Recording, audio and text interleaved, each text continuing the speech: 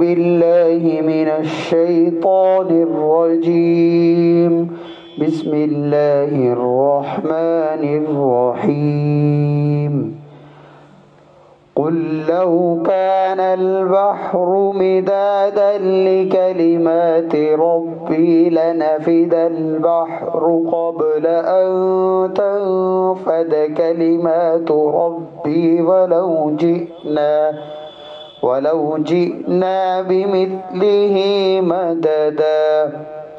اے پیغمبر، لوگوں سے کہہ دو کہ اگر میرے رب کی باتیں لکھنے کے لیے سمندر روشنائی بن جائے تو میرے رب کی باتیں ختم نہیں ہوں گی کہ اس سے پہلے سمندر خشک ہو چکا ہوگا، چاہے اس سمندر کی کمی پوری کرنے کے لیے ہم ویسا ہی ایک اور سمندر کیوں نہ لے آئے۔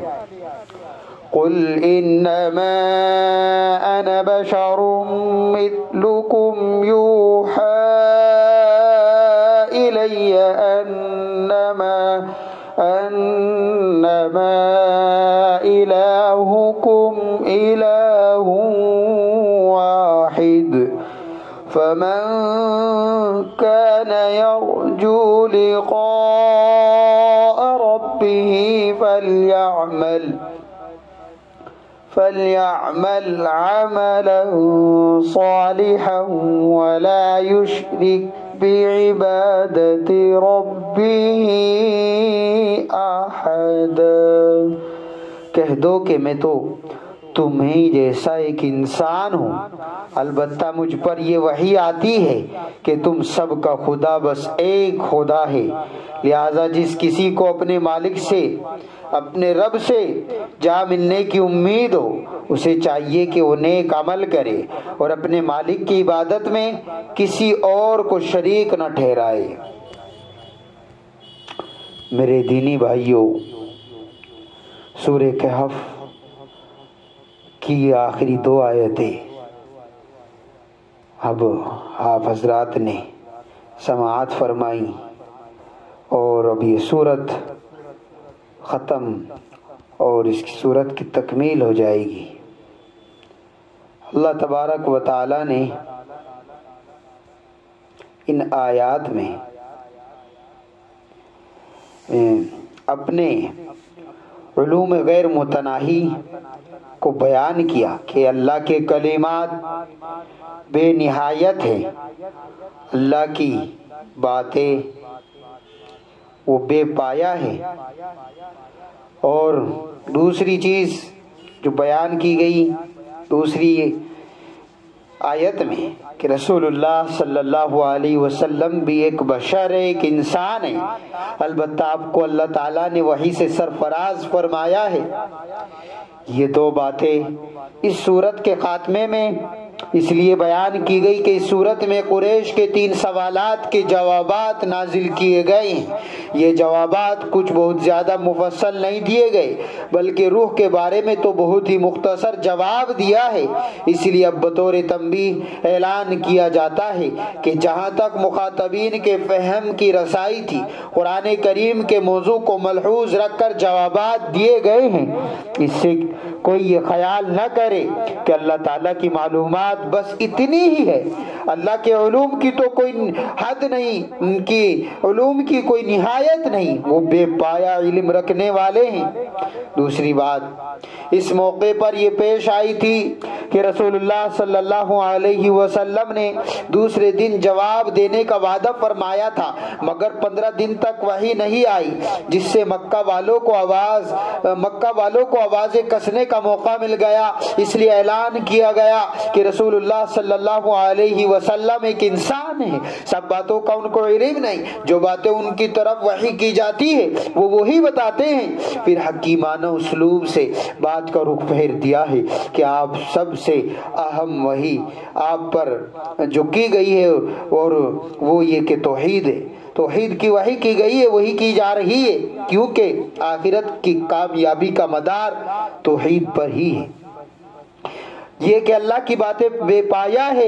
اے نبی آپ فرما دیجئے کہ اگر سمندر میرے پروردگار کی باتیں لکھنے کے لیے روشنائی بن جائے تو وہ میرے پروردگار کی باتیں ختم ہونے سے پہلے ہی ختم ہو جائیں گے، اگرچہ ہم ویسے ہی سمندر ان کی مدد کے لیے لے آئے۔ اللہ کے علم اور اللہ کے حکمت کی باتیں بے نہایت اور بے کرا ہیں، ان میں سے جو باتیں تمہارے ظرف اور قرآن کے موضوع کے مطابق تھی بیان کی گئی۔ یہ اللہ کے سارے علوم نہیں، اللہ کے علوم تو بے اندازہ ہے۔ فرض کرو اگر تمام سمندر جتنے دنیا میں سمندر ہے، سب سمندروں کا پانی سیاہی بن جائے جس سے خدا کی باتیں لکھنی شروع کی جائے تو سمندر ختم ہو جائے، مگر خدا کی باتیں، خدا کی خدائی، خدا کی تعریف، خدا کی باتیں ختم نہ ہوگی۔ اگرچہ سمندر، تم سمندروں میں ویسے ہی اور سمندر ملاتے جاؤ، کتنے ہی سمندر ملاتے جاؤ۔ قرآن کریم کوئی ایسی اصطلاح اور کوئی منطقی اصطلاح وہ استعمال نہیں کرتا، بلکہ وہ تو ایسے واضح تعبیرات اور تمثیلات میں باتیں پیش کرتا ہے جن کو ہر شخص آسانی سے سمجھ سکتا ہے۔ اس آیت میں بھی ایسی ہی واضح تمثیل کے ذریعے کلمات خدا بندی کا غیر متناہی ہونا سمجھایا ہے کہ انسان کی معلومات سمندروں کے پانی سے زیادہ کوئی چیز نہیں۔ اللہ تعالیٰ کی تعریف، اللہ کی کلمات وہ بہت ہے۔ اور یہاں پر دوسری بات جو ذکر کی گئی کہ رسول ایک انسان ہے، نہ یہ خدا ہے نہ فرشتے۔ جو باتیں پیغمبر کی طرف، رسول کی طرف وحی کی جاتی ہے یہ وہی بتلاتے ہیں، اور سب سے اہم وحی ان کی طرف یہ کی گئی کہ معبود برحق وہ صرف ایک ہی ہے اور اللہ ہی ہے اور کوئی نہیں ہے، کوئی ایک نہیں ہے، بلکہ معبود اور الہ اور ہمارے مولا اور ہمارے آقا اور ہمارا رب اور مالک اور خالق اور رازق وہ سب ایک ہی ہے۔ اے نبی آپ فرما دیجئے میں تو تم ہی جیسا ایک انسان ہوں، البتہ میری طرف وحی کی جاتی ہے کہ تمہارا معبود ایک ہی ہے۔ پر جو شخص اپنے پروردگار کی ملاقات کا آرزومند ہو، اپنے رب سے، اپنے اللہ سے، اپنے الہ سے، اپنے مولا سے ملنا چاہے، ملاقات کرنا چاہے، اسے چاہیے کہ نیک عمل کرے، اپنے پروردگار کے ساتھ کسی کو شریک نہ کرے عبادت میں، صفات میں۔ میں صاف اعلان کرتا ہوں کہ میں تمام انسانوں کی طرح ایک انسان ہوں، کوئی فرشتہ یا کوئی اور غیبی مخلوق نہیں ہوں، نہ خدائی صفات کا حامل ہوں۔ اگر تمہارے سوالوں کا جواب میں نے حسب وعدہ دوسرے دن نہ دیا تو اس کی وجہ یہ ہے کہ میں جو کچھ بتاتا ہوں وحی سے بتاتا ہوں، اور وحی میرے اختیار کی چیز نہیں کہ جب میں چاہوں جب میرے پاس وحی آ جائے۔ میرے پاس سب سے اہم وحی آئی کہ تمہارا معبود وہ ایک ہے، اس لیے تم ایک ہی خدا کے قائل رہو، اسی کی صفات کو مانو اور اس کی صفات میں کسی اور کو شریک نہ کرو کہ یہ اللہ بھی رزق دیتا ہے تو دوسرا معبود، دوسرا کوئی اور بھی رزق دے دے گا، اولاد دے دے گا، بارش برسا دے گا، تو کوئی کچھ بھی نہیں کرتا، سب کچھ، سب اختیارات وہ اللہ ہی کے قبضہ قدرت میں۔ اس آیت میں صراحت کے ساتھ یہ بات بھی ذکر کی گئی ہے کہ رسول بشر ہے، انسان ہے، وہ اپنی نوع کے اعتبار سے وہ انسان ہے اور ہمارے ہی جیسے ہیں، جیسے ماہیت اور لوازم ماہیت میں آپ صلی اللہ علیہ وسلم بھی جملہ انسانوں کی طرح ہے، البتہ اوصاف اور کمالات میں آپ کا کوئی ثانی نہیں ہے کہ آپ کو جو اوصاف اور آپ کو جو کمالات دیے گئے ہیں، کوئی انسان، کوئی بھی، کوئی نبی تک حضور کا، رسول صلی اللہ علیہ وسلم کا ثانی اور آپ کا کوئی ان صفات میں کوئی دوسرا نہیں۔ اس لیے آپ کے بشر ہونے سے خود بشریت رشک ملائکہ بن گئی ہے۔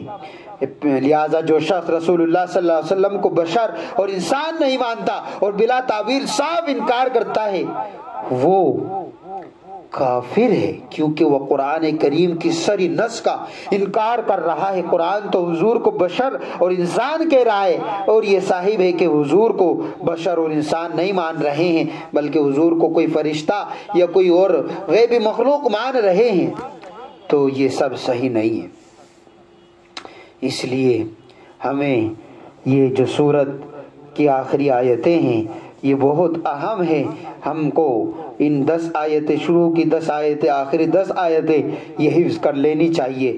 دجالی فتنوں سے اور دجال اکبر کے فتنے سے سے ہمیں بچانے میں یہ معین و مددگار ہے. ہماری حفاظت کرے گی. بہت ساری فضائل اور فضیلتیں صورت کے پس منظر اور اس کا جو شروعات تھی اس میں بھی بہت ساری اس کی فضیلتیں بیان کی گئی. اس کو آپ سنیں اور سمجھیں اور عمل کریں. اللہ تعالیٰ قرآن کریم کی برکت سے ہم سبھی سننے والوں کی جائز تمناؤں کو حاجتوں کو یا اللہ قبول فرمائے. اے کریم آقا ہماری ساری پریشانیوں کو اور بیماریوں کو رنج و علم کو ہماری آنے والی بیماریوں کو ختم فرمائے دور فرمائے ہماری حفاظت فرمائے.